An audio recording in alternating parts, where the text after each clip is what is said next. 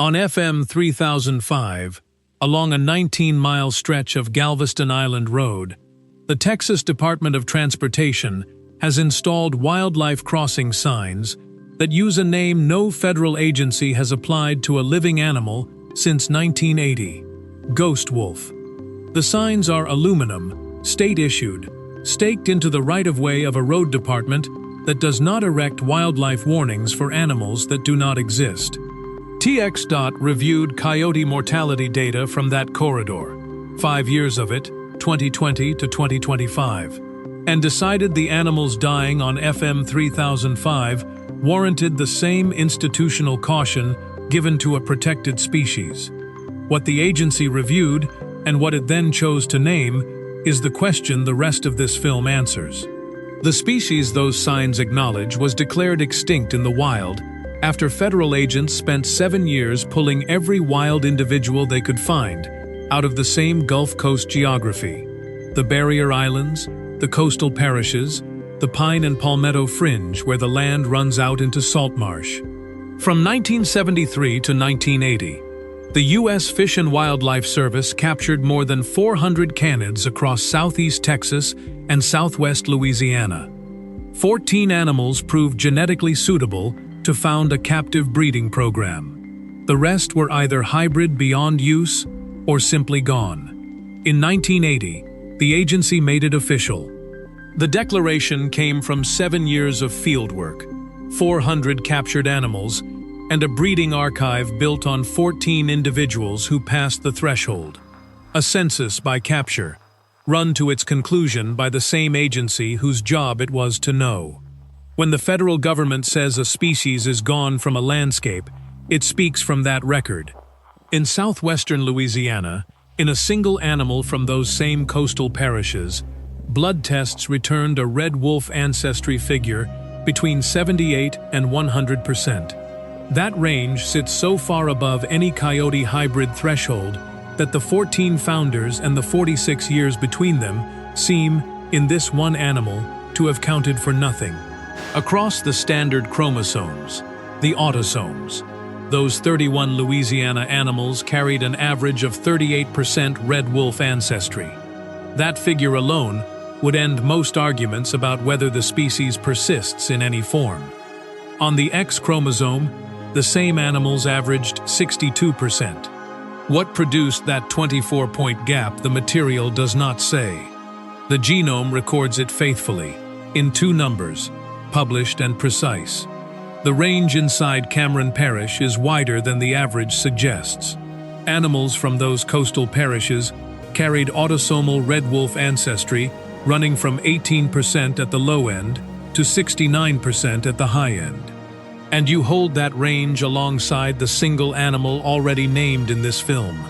The one individual whose ancestry tested between 78 and 100%, depending on method, and the average of 38 begins to look like a floor, not a ceiling.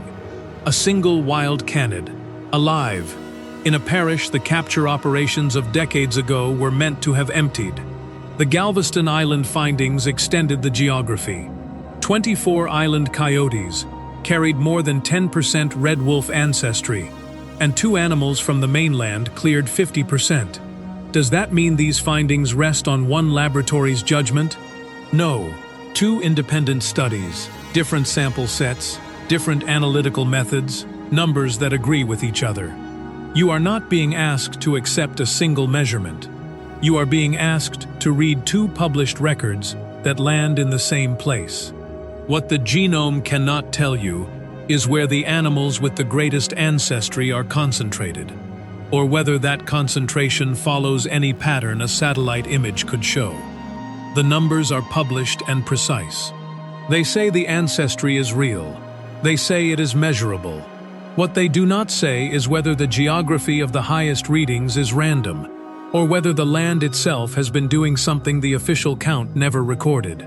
Cameron Parish sits at the southwestern tip of Louisiana, where the marshland thins and the cattle ranches run to the Gulf. It was from this same geography, these parishes, this coastline, that federal agents captured the last wild red wolves in the late 1970s. FR Ranch, part of the Moore Odom Wildlife Foundation, occupies that ground today, and on its property hunting and trapping wildlife are not permitted. The animals with the greatest red wolf ancestry in the entire Louisiana study were found there. Not at the edges of the survey range, not scattered randomly across 3 parishes. There, on that ranch, on land set aside from the pressure that removed their ancestors. The Galveston fieldwork extended the picture across the water. Researchers collected fecal samples and tissue across the island and the nearby mainland, identifying animals by genotype rather than site, which means an animal that was never trapped still entered the record if it left a sample. From that 2-year collection window, the analysis resolved at least 4 family groups distributed across the island. 4 family groups is not an anomaly. 4 family groups is a population structure. Animals breeding across generations, passing inherited material forward, in a geography that the genomic evidence had already marked as a center of the signal. You are looking at something that has been there long enough to organize itself into lineages, and the sample collection was careful enough to find them without ever needing a trap. The forensic grounding for the Galveston animals came from an earlier study. 2 road-killed canids on the island, compared against 60 North American canids across thousands of genome-wide markers. Both carried red wolf and coyote genetic signatures. It is the same island. The Texas Department of Transportation later installed wildlife crossing signs along that road for an animal the federal record has not recognized as present since before those signs were erected. 2 sites, 2 independent studies, a protected ranch in Louisiana and a mapped island population in Texas, both documented, both holding the same genetic material. What neither record contains is when the gene flow entered these animals, and whether that timing says something the official timeline cannot hold. Read that timing against the record. The official extinction was declared in 1980, the year the capture program concluded, and the last known wild animals entered the captive lineage. The Louisiana data estimates the gene flow at roughly 20 years before the 2022 study, meaning the exchange happened not in 1980, not in the decades before it, but sometime in the approximate window that followed the door being officially closed, in a period when the source, by every formal account, no longer existed in the wild. There are 2 possibilities the material allows. Either a remnant survived in the Gulf Coast marshland undetected and bred into the resident coyote population without being recorded anywhere, or something was present in those parishes carrying red wolf ancestry that the capture surveys did not identify as what it was. The genome registers the event. The official record does not contain it. The Galveston evidence complicates this further, and in a different register. You can measure ancestry percentages and assign them to a known reference, to the captive red wolf lineage, to the coyote baseline, to any sampled population in North America. What the 2 Galveston canids carried was something the study could not assign at all. 21 alleles present in those animals and absent from every reference population the researchers examined. Not rare, not low frequency, absent. GI1 held 14 of them. GI2 held 16. 9 were shared between the 2 animals, which means the alleles were not sequencing noise. They were a family signature, transmitted, heritable, reproduced across a generation, and found nowhere else on the continent in any database available to the team. Does that mean the source was simply unsampled, a wild population the surveys missed? It cannot be ruled out, and the researchers did not rule it out. What the data does say is this: whatever contributed those alleles to the Galveston animals is not in any living collection, any captive program, any sampled wild population on record. The document exists, the source does not. Dig back far enough and the record turns. A museum drawer in Pennsylvania holds a single tooth, wolf-sized, pulled from sediment, dated roughly 1,000 years before the present. Researchers extracted its mitochondrial DNA and ran it against every reference clade in the study: gray wolf, red wolf, coyote. The tooth grouped with coyotes, not as an outlier, not as a statistical edge case. Cleanly, by the standard measures of phylogenetic distance, the wolf-sized animal from Pennsylvania was mitochondrially a coyote. Two more teeth, from Alabama, recovered at depths spanning centuries on either side, came back the same way. What that means, laid out plainly: animals large enough to be called wolves, living in the eastern United States across a span measured in human generations, were carrying the mitochondrial signature of a lineage we now classify as coyote. The lineage did not arrive from something ancient and distinct. Following the maternal inheritance backward through these three specimens, Pennsylvania and Alabama, ranging across 14 centuries of sediment, the deep history does not lead to a separate ancient wolf. It leads to a coyote, carrying the same mitochondrial signature as the animals now crossing the Gulf Barrier Islands at dawn. That is what the teeth say. They do not say it quietly. The National Academies of Sciences weighed this in full. Their conclusion: the available evidence supported Canis rufus as a valid species. The weight of that sentence rests on its next clause: additional genomic evidence from historical specimens could change the assessment. That is the most careful possible institutional language. A scientific body affirming a classification while holding the door open, in writing, for the genomics to walk back through it. The ancient specimens from Pennsylvania and Alabama are already on the other side of that opening, and the Living Recovery Program in North Carolina was not designed to follow where they point. In the pine flats and marshland of northeastern North Carolina, the official recovery program runs on data precise enough to track individual animals by name. Biologists at Alligator River National Wildlife Refuge captured pups in the spring, vaccinated them, and implanted abdominal transmitters, then logged mortalities before summer was out.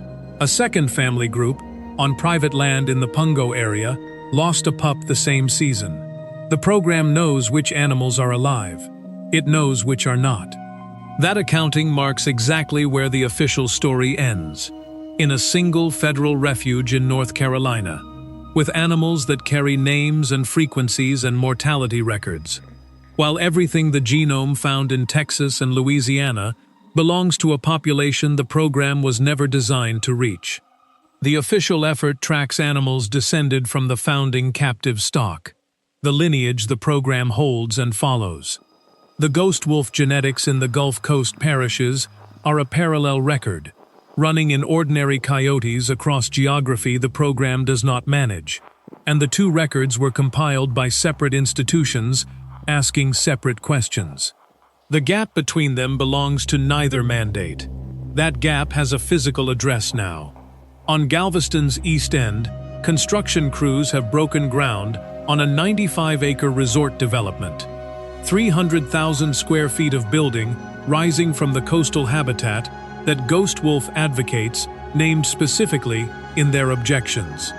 They argued that the animals carrying alleles absent from every reference population examined in the study live in the ground now being paved. The coyote that crosses FM 3005 under the state-issued warning sign does not have a transmitter. No biologist logs it. No recovery plan covers the population it belongs to. The pups implanted at Alligator River in April 2026 carry frequencies that report to a federal database. The animals on the Gulf Coast carry no frequencies at all, only a genomic signal that 4 separate laboratory analyses declined to dismiss, moving through a 95-acre construction site with no record open and no file waiting to receive them. The Extinction Declaration closed the official chapter. What the declaration could not do was close the genome, and the two records have run separately ever since, one in federal filing cabinets, one in the cells of animals crossing roads that now carry state-issued warning signs for a species the federal government did not list as present. What remains? After the genomics and the private alleles and the ranch at the center of the highest ancestry cluster is a reconciliation problem with no current solution. The evidence came from 4 published sources: Conservation Letters in 2019, Science Advances in 2022, BMC Ecology and Evolution, and the Journal of Heredity, alongside Genes, the National Academies of Sciences, and the Canid mortality analysis that led the Texas Department of Transportation to its 10 crossing signs along 19 miles of coastal road. Those are the sources. None of them resolves what they jointly describe. The record says extinction. The genome says otherwise. Either the wild lineage survived the 1980 captures in a form the survey instruments could not detect, persisting in ordinary coyotes through decades, the official count called empty, the lineage running forward in silence while the filing cabinets accumulated closure.